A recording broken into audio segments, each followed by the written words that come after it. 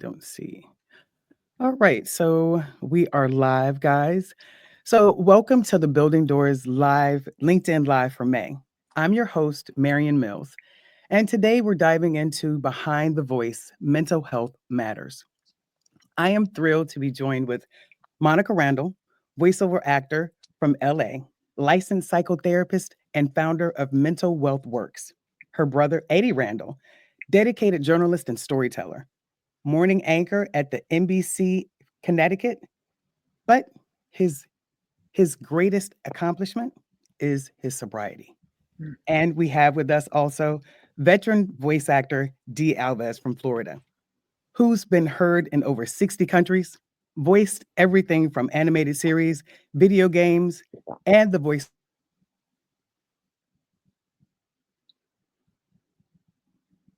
They'll be joining their insights. They'll be sharing their insights with us. So we want this to be an interactive conversation. So drop your comments and your questions in the chat. So we'll be checking that throughout the event. So we also want to hear from you beyond the live. So call 61 call 216-307-1917 anytime during or after the event to leave a message, share your thoughts on discussion from today or the Building Doors campaign. So just really quick, I want to give a shout out to some of our supporters who recently bought us some coffee. Many thanks to William Nunn, Andrea Burke, and Kristen Mancada. If you love the Building Doors campaign, our live events, or our podcast, you can buy us a coffee at buymeacoffee.com/buildingdoorsvo. So before we get started, I want to provide our listeners and our viewers with some resources since we are going to be tackling some sensitive and possibly triggering topics. So keep in mind that you can call, text, or chat hashtag 988 for the 988 Suicide and Crisis Lifeline, or you can visit their website at 988lifeline.org. Of course, I'm a veteran, so want to keep in mind for Veterans Crisis Line, you can dial 988 and press 1. You can chat online or text 838-255. And then, of course, in case of any emergencies, please keep in mind you can always dial 911. All right, so let's get started. Monica, I love the name of your company. Tell us what inspired the name of your organization, Mental Wealth Works. Yes, thank you so much for asking.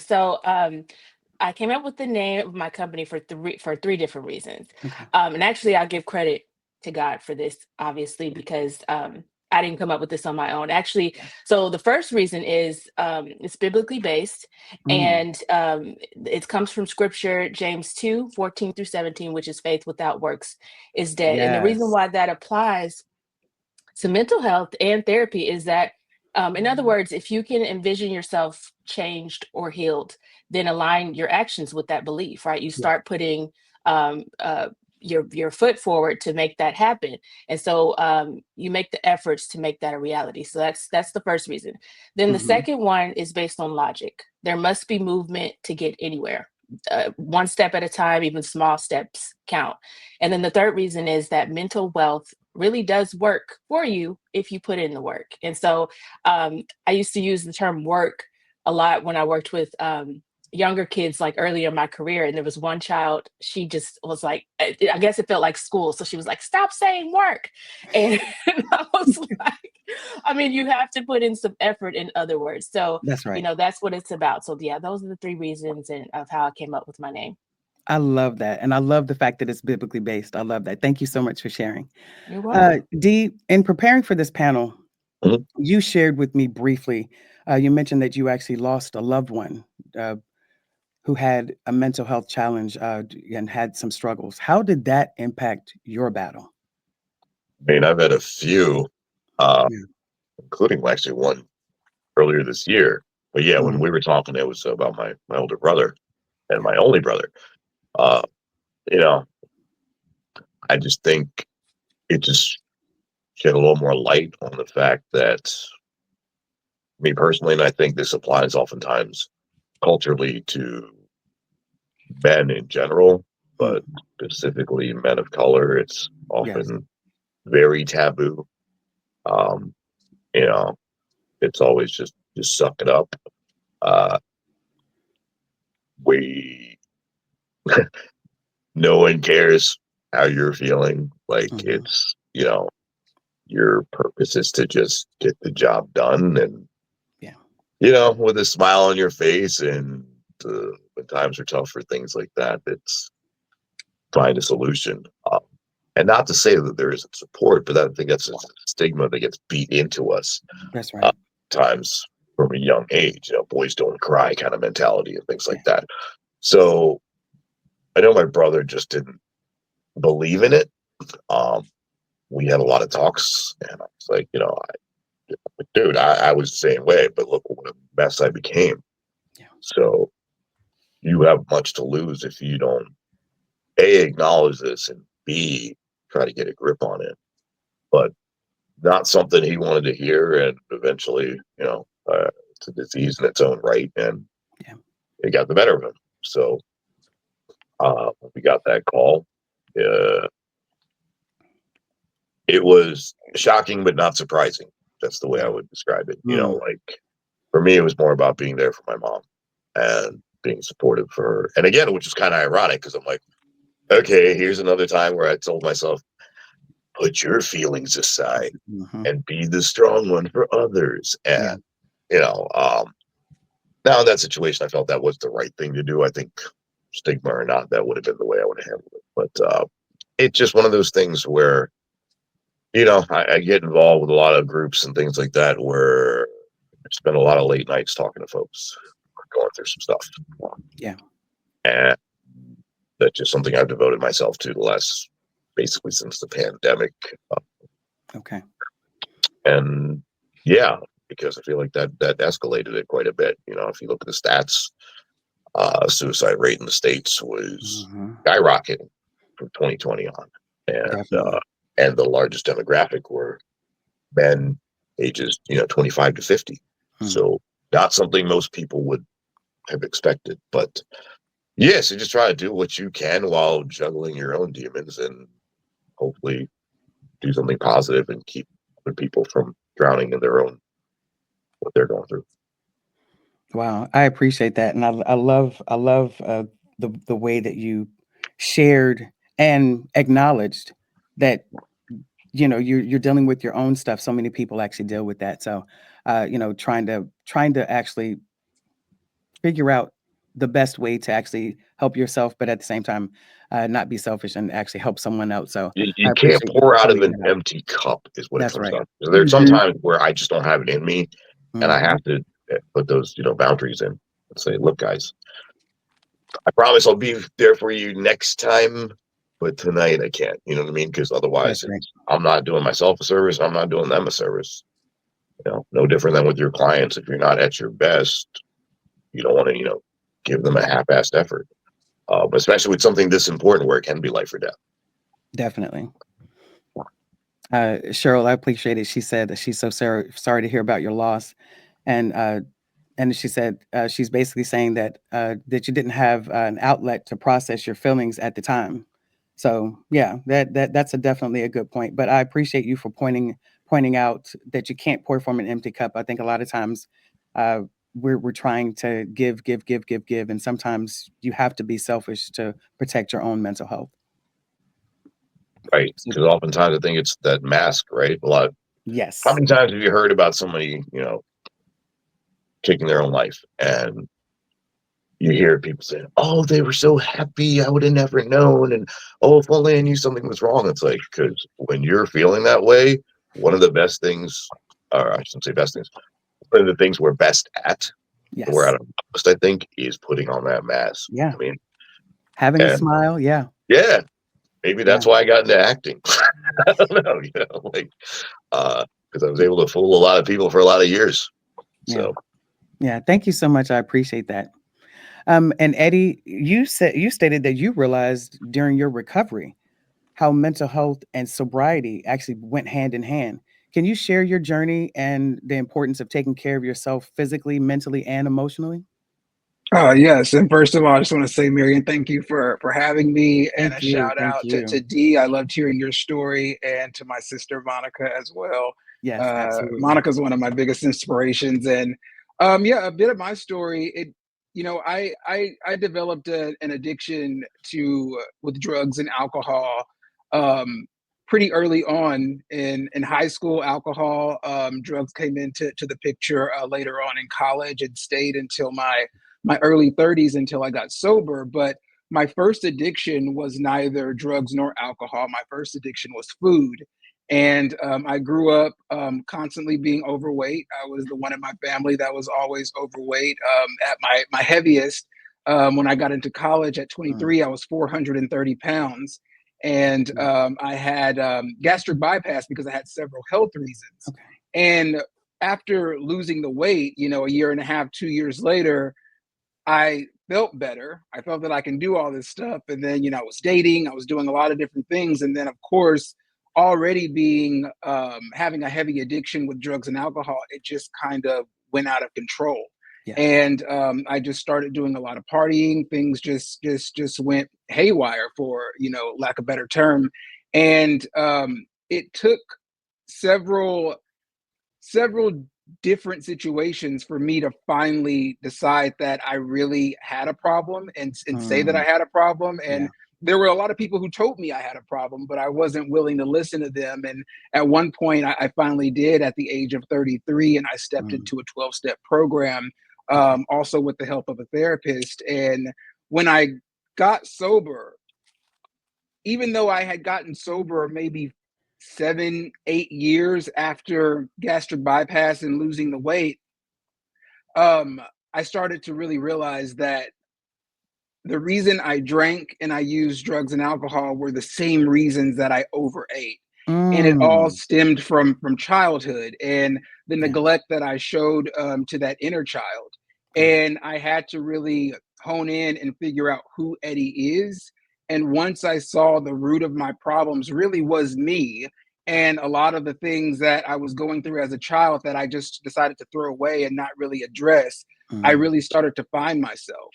And I started to realize that, as I'm getting recovered, as I'm going through recovery, I'm working on myself and my mental health as well. And I would have never said that I had, a mental health issue or any type of problem, or there was anything wrong on that side, but it definitely was. And getting sober has opened the doors for me to really explore how I can get better and how I can be not only healthier physically, but healthier and stronger mentally. And it's a process. It's a process, and there's progress every single day. But Monica even mentioned it, and so did Dee.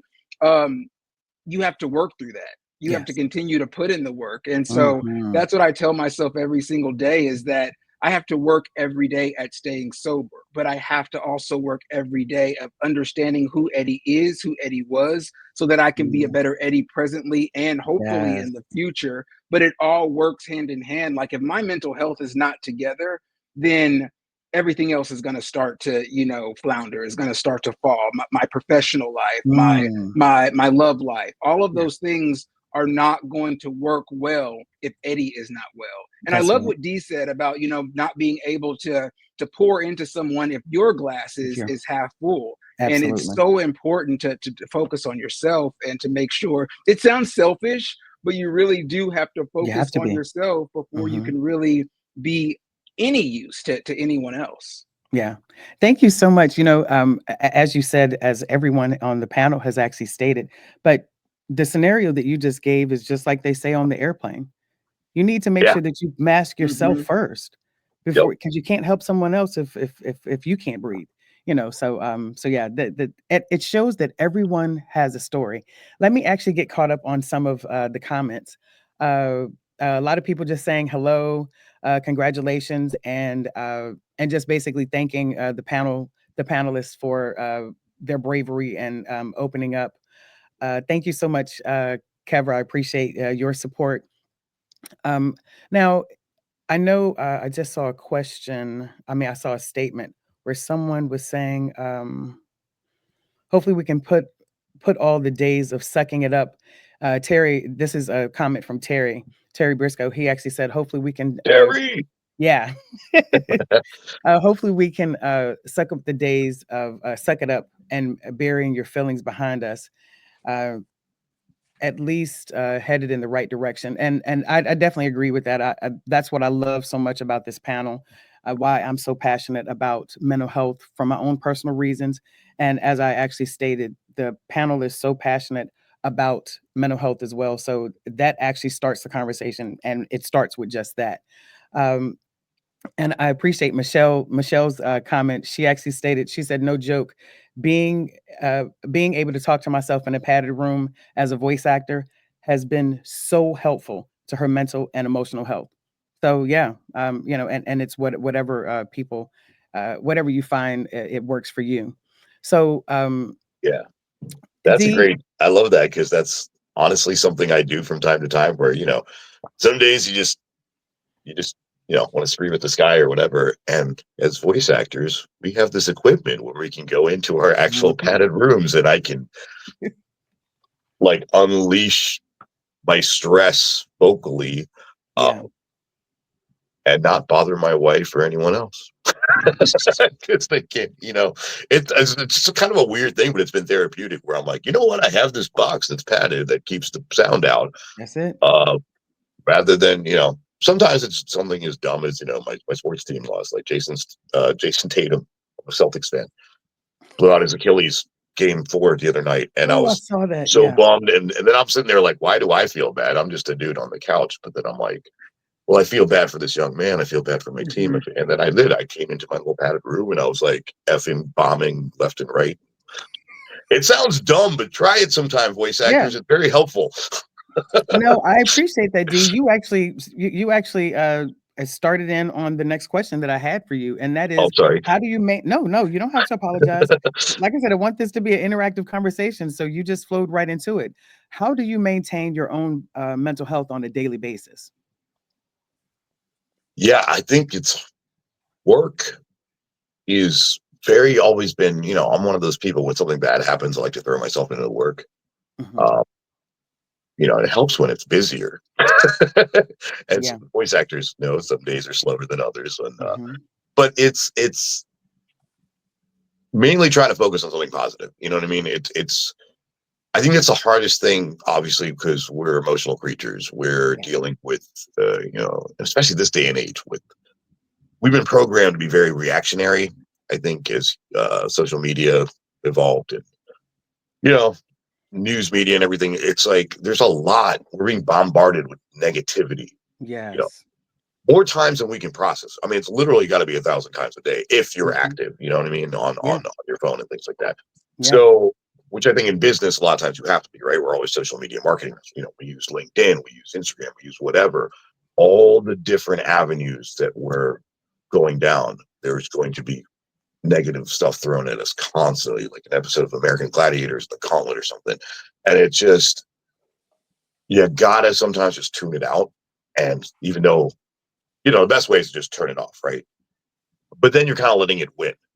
So Yeah. for me, it's I always talk about PMA, positive mental attitude. And, which by the way, you should check out the book. It's a very useful tool, at least it Okay. was for me. PMA. And it really comes down to, okay, analyzing the situation. This bad thing happened, or I'm reacting badly to this thing. And I stop and I say, now, is that going to ruin the other, 23 plus hours of the day? Yeah. Or focus on some other things, like go hang out with my dog, go Yeah. step outside and be like, oh, I live in beautiful Tampa Bay where the sun's always shining.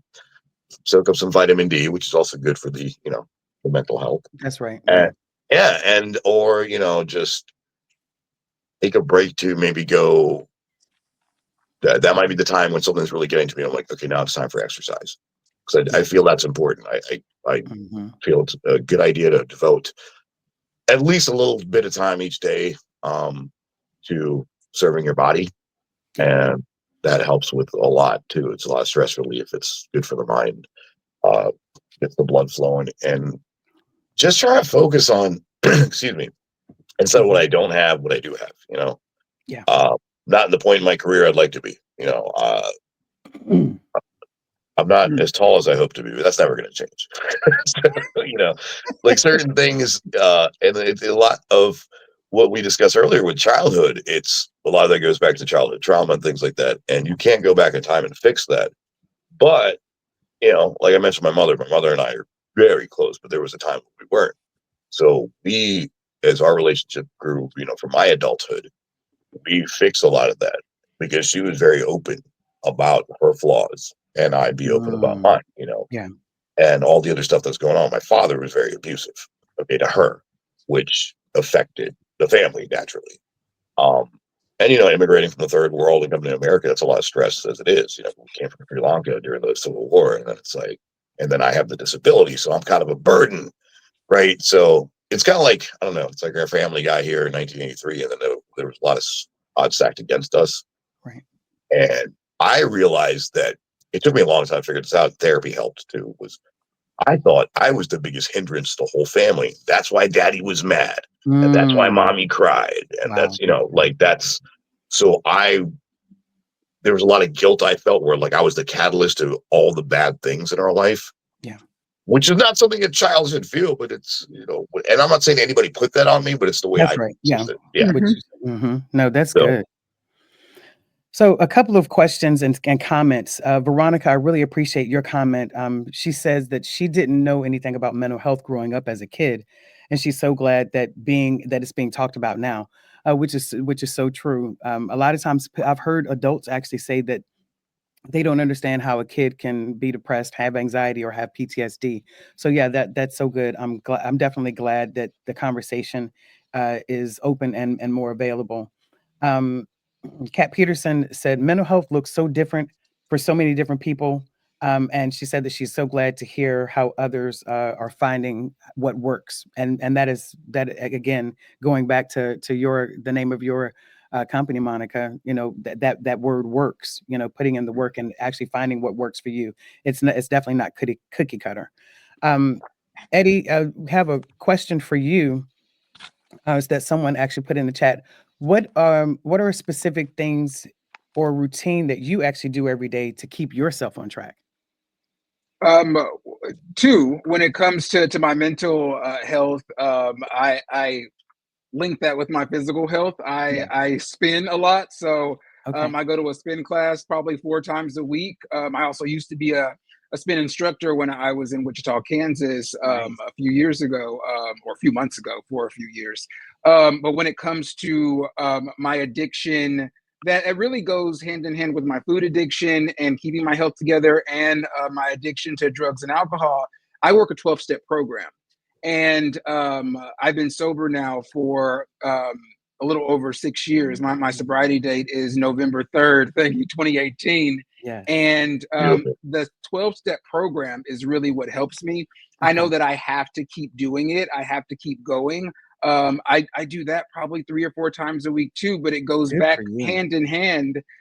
Thank you to what has already been shared by both Dee and Monica, is that the process works when you work it. Yeah. And that is one of those cliche sayings from my 12-step program. It works if you work it. Yeah. And it sounded crazy to me when I first stepped into those rooms, but now it's something that I live by, and I try to say to myself every single day, I know that is something that I absolutely have to do in order to stay on track, because I never want to go back. I can see right now so clearly what my life was like prior to sobriety and prior to losing the weight. Yeah. I don't want to get back there, and I don't regret my past, nor am I going to shut the door on it. But I know that I'm going to use my past to make sure that I don't make those same mistakes that I made back then. Yeah. That's awesome. Absolutely. That's awesome. I appreciate that. So we have a great question from Terry. Thank you so much for asking this question. And this question is for everyone. What are some telltale signs for you to let you know that it's time to take a step back and focus on your mental health instead of trying to plow through it all? That's a great question. Thank you so much for that, Terry. Monica, I'll start with you. Okay, yeah. So personally, I pay attention, and I tell my clients the same thing. Pay attention to your body, physical signs. For me, usually I carry the stress in my shoulders and neck, and so I noticed this last time that I guess I felt overwhelmed and there was some anxiety going on. I was like, some people will ignore it. I'm very intentional. I pay attention. Not I think not only because I'm a therapist, but um, just being informed. And so I went to see a masseuse, and I mean knocked it right out. And I was just like, so I started telling everybody. I was like, go see us. I think his name was Scott. I was like, go see Scott. I said, I was like, he's gonna get you right. Them hands. And yeah, or even just like Dee was saying earlier about exercise, going for a walk and things like Mhm. that to help release for those of us who live by the water. So Yes. grateful for that. That helps to release too, to just be out in that open air and open water. But yeah, I would say pay attention to physical and emotional signs, your Yeah. mood and things like that. Definitely. I appreciate that. Dee, what about you? So that was the hardest thing, was because uh, I think it was like where it really got to the point where I was like, I need to do something about this, is where the depression Mm, and all the other negative stuff turned to anger. yeah. And I found myself like lashing out at the people who cared about me most, Mm, which is a dangerous thing, because, uh, and like what Eddie was saying about, it's not so much about wanting to disown the past version of yourself and that's keep right. that present so you don't make those same mistakes, Yes. and also honor that person, because that person, they may not have reacted in the best way, but their feelings were valid. Yeah. And, it's not that we didn't necessarily process it the way maybe we should have. So I found myself doing that a lot, where I'm like, it wasn't my boss who pissed me. You know what I mean? Like, because probably I Mhm. was like, well, I can't yell at him because I'll get fired. That's right. So instead, it's my girlfriend, or it's my Mhm. mom, or it's my best friend, or it's this. And so it's like, and then I found myself just being like, are you just trying to destroy everything, every good relationship you have? And Ooh, then I that's realized self-sabotage. Yeah. I was, uh, you know, and then there was a couple of attempts throughout the years where I didn't even take those as seriously, Mm, because I thought that was just more like, oh yeah, I was just in a mood, yeah. like Yeah. had a bad day, so I attempted something very dangerous that could have ended my life. And um, it was basically friends and family being like, dude, you need help. You need to get a grip on this stuff, because like it's only going to get worse. And Yeah. then, uh, Lord knows what's going to happen and how you're going to react the next time something gets you in that space. And still, yeah, therapy and meds, and also just really becoming more self-aware about it. And it's Mm, again, it's a process, a lot of work. And that's why a yeah. lot of people I know, like my brother, I think was like, I think he knew in his heart of hearts that like there was validity to it, but it's like he didn't want to bother with the process, I guess. It was Mhm. too much work, too much commitment. And so, which really, guys, if it's important, which it should be, it's not that much commitment. I mean, you just a couple minutes a day just to do it, do whatever you got to do to get yourself right. Just there's plenty of time each day. So just carve out that time, Yeah. lots of resources like we've been sharing here. So I would encourage that, because rather than wait till you have the episode that could be, there's the point of no return, Yeah. get ahead of it.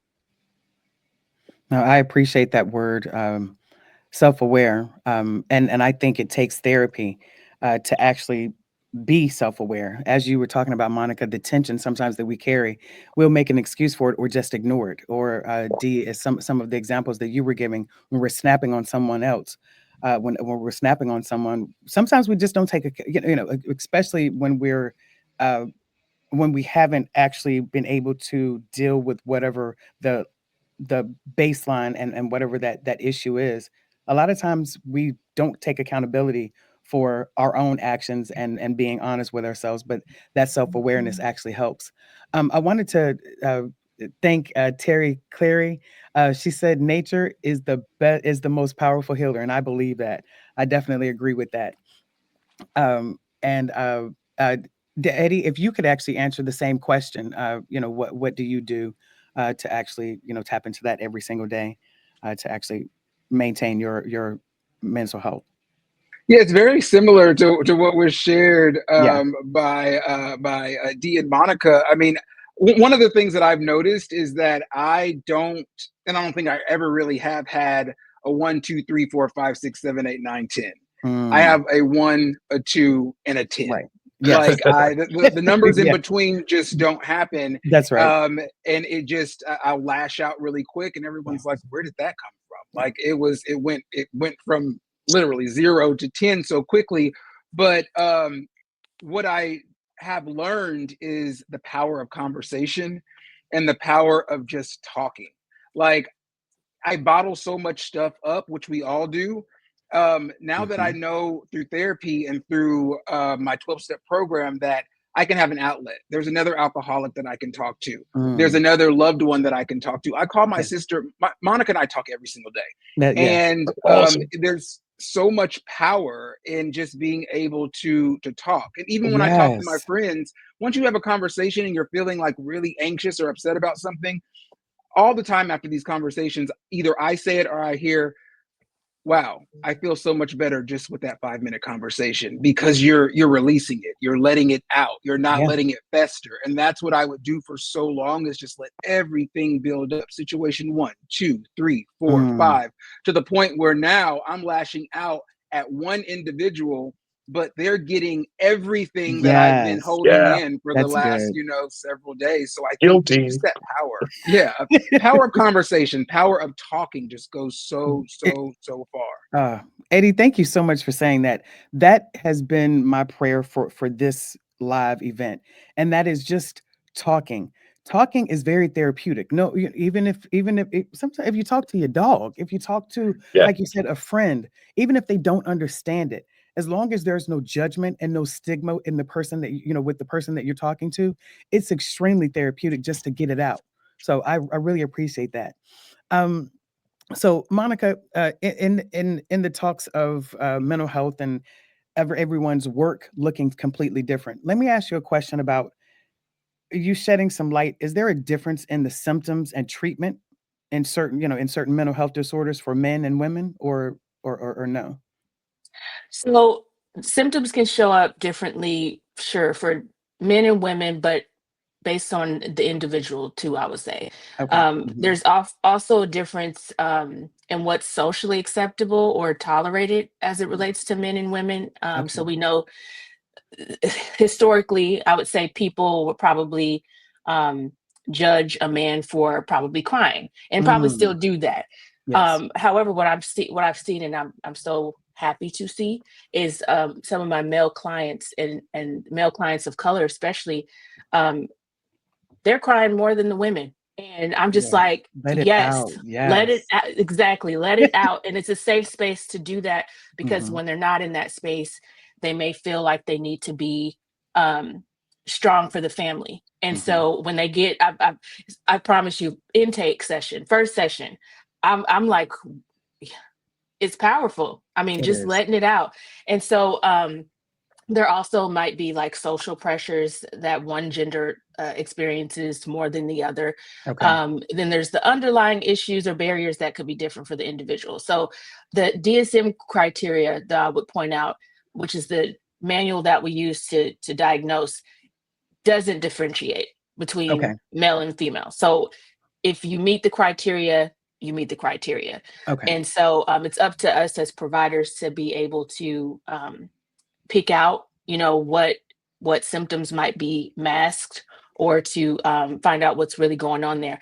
Um, so there could be differences though with children and adults. Oftentimes, like Okay. when it comes to depression, um, in adults, it could look like isolation or sadness. In children, Mhm. it could look more like anger, agitation. Mm, But then I'll say too, to contradict that, you will see anger and agitation in adults sometimes. yes. So it really just depends on the individual and the environment that they're in too. So because if you see, their family reacts in that way, Yes. being angry, then you'll see that come out in that person. And so then also I have some research when it comes to Black men specifically, and how depression may show up just because of all of the historical barriers that have been there, and also current barriers. But that, I didn't bring that up just because, this is more general and for everyone. And so the other part of your question was, is the treatment different? So I would say yes. And the treatment is going to be different for everyone, not just because they're male and they're female. Everybody's coming in with different barriers. Everybody's coming in with different environmental factors, internal factors, medical conditions, things that are impacting their mental health. So the therapy should be tailored to that, and it should look different for everyone. The treatment plan should look different.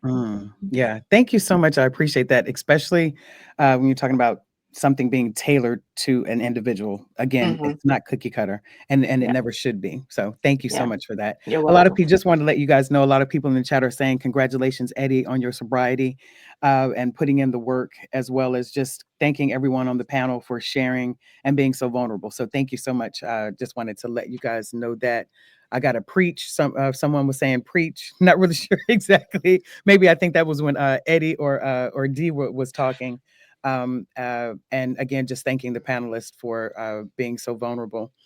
Sometimes just feeling heard means the world. Yeah, definitely. That is so true.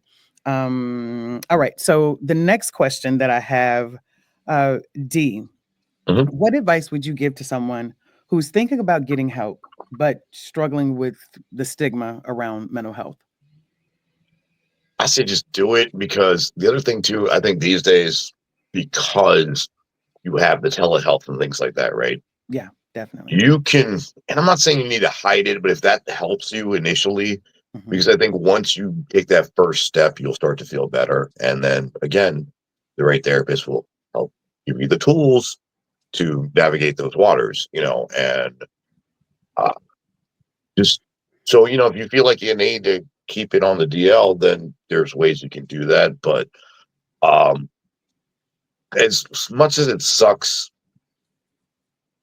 because it's scary, I think that's the thing, right? Like, at the end of the day, you can't worry about what somebody else is going to think about you. It's because this is about you saving yourself. And honestly, if you're healthier, you're happier, you're more comfortable in your own skin, that's going to positively affect the people around you.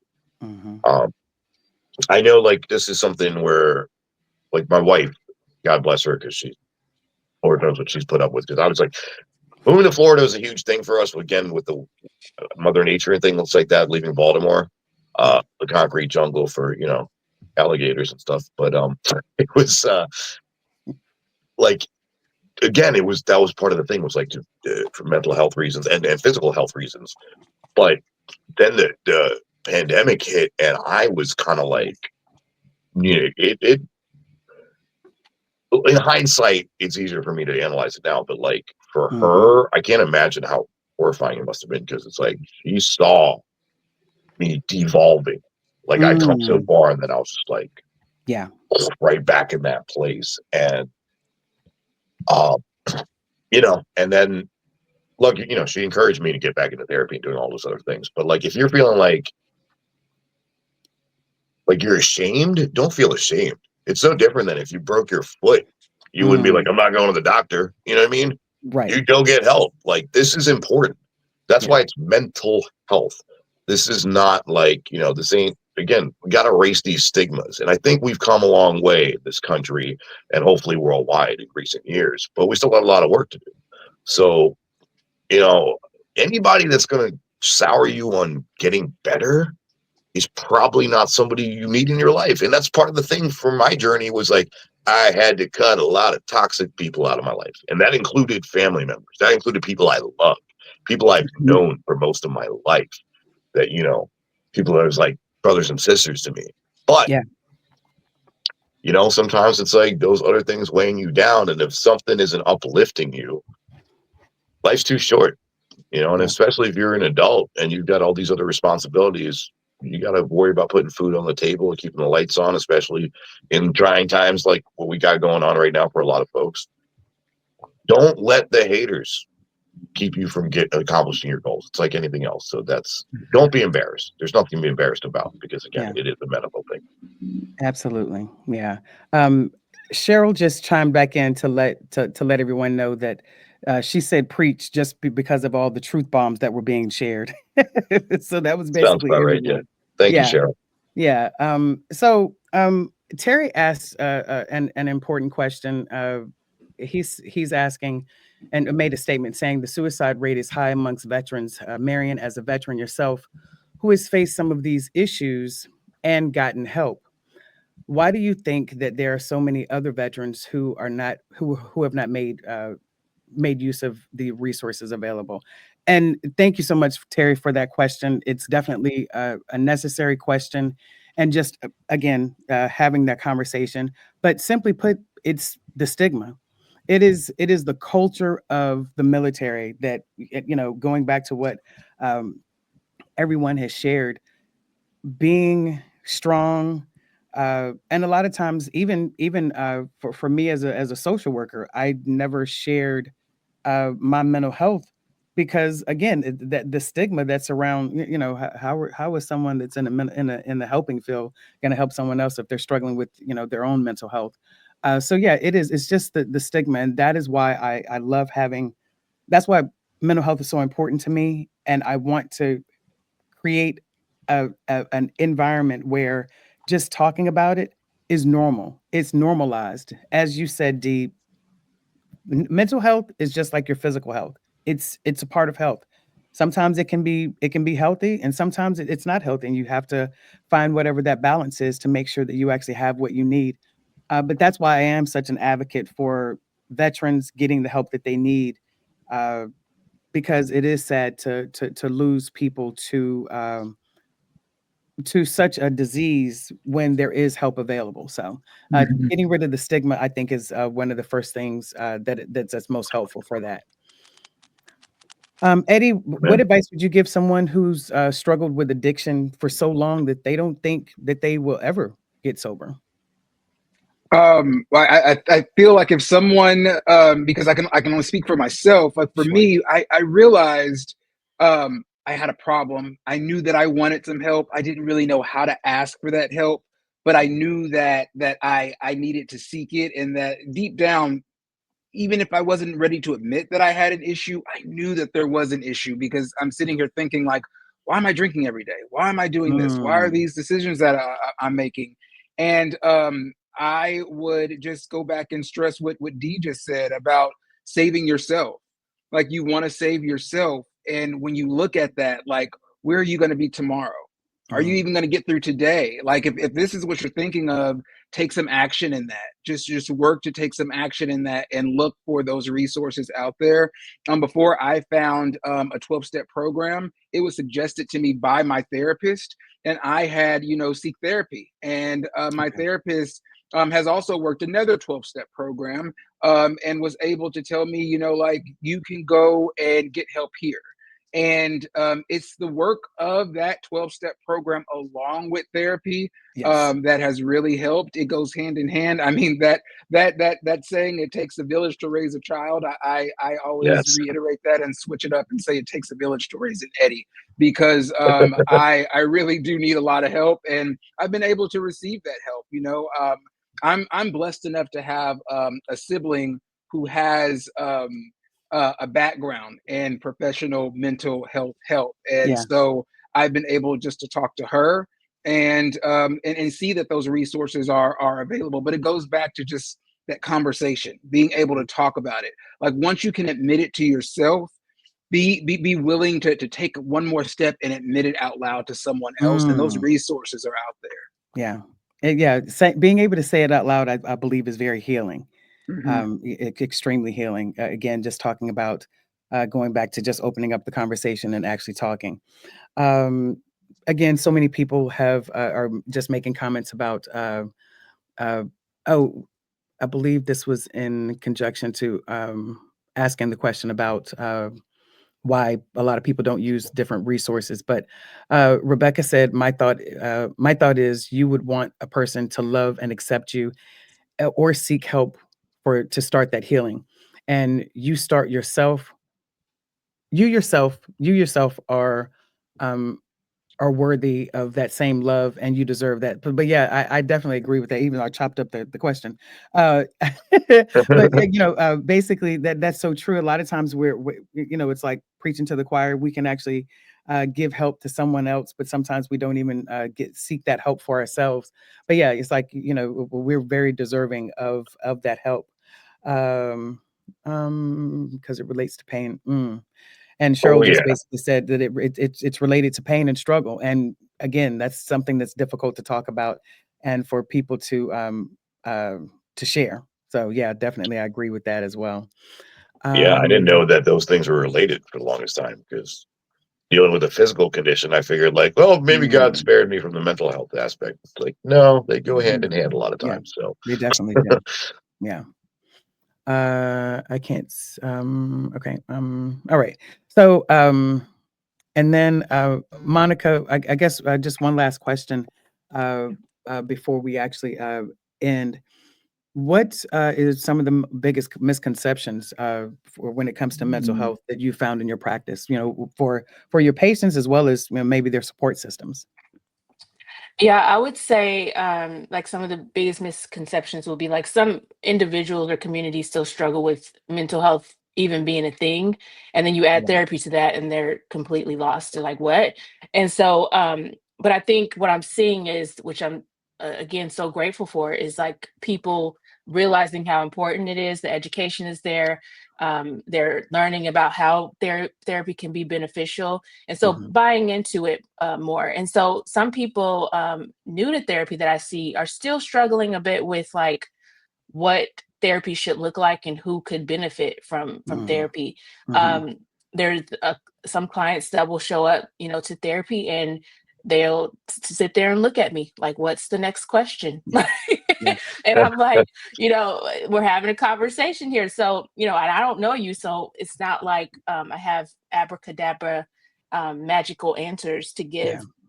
So, but so just kind of working through what that could look like for that individual, what they want to get out of it.